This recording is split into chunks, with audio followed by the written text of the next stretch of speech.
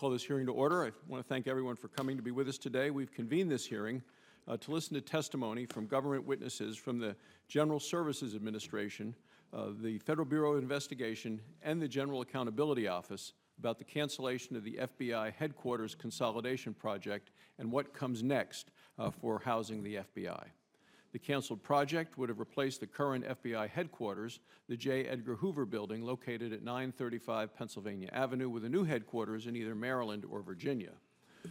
The project involved an exchange of the J. Edgar Hoover building to a private developer. The developer would then in turn construct a campus-like facility with proper safeguards for security, suitable for the FBI's new focus as more of an intelligence agency as opposed to simply a law enforcement one.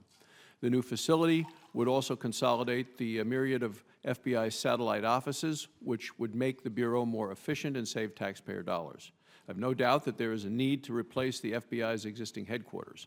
The men and women of the FBI who keep us safe deserve an office building that meets their needs.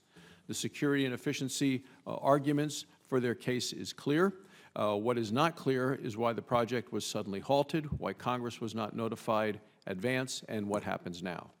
Senators should not have to find out about a decision of this magnitude by reading about it in the Washington Post. Regardless as to how this decision was made and how poorly it was rolled out, it is possible that the mechanics of this deal led to this eventual outcome. The exchange of the J. Edgar Hoover building, which was at the heart of this proposal, may have been doomed from the start. According to the GSA Inspector General, only 8 building exchanges of this type had ever been executed prior to the start of this project, and none of those exchanges involved a building worth more than $11 million. And while there is one significant exchange in the pipeline, it's not yet complete.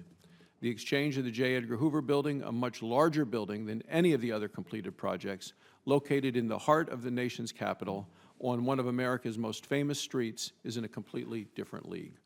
The questions now are, where do we go from here, and how do we find a solution? The FBI needs a new headquarters. How do we get there, and what do we do in the interim to address the FBI's needs? Does it make sense to pump millions of taxpayer dollars into the J. Edgar Hoover building to upgrade it, only to tear the building down in a few years, especially since there's over $100 million in pending repair and maintenance needs in the building today? Should the FBI pare back its many requirements for a new facility, reducing its size and scope to make it more affordable for the American taxpayer? Should we look at alternative financing mechanisms, such as a lease buyout arrangement where a developer constructs and leases a facility to the FBI, with the agency having the option to buy the facility years in the future? These are all topics for this hearing today. I look forward to the testimony.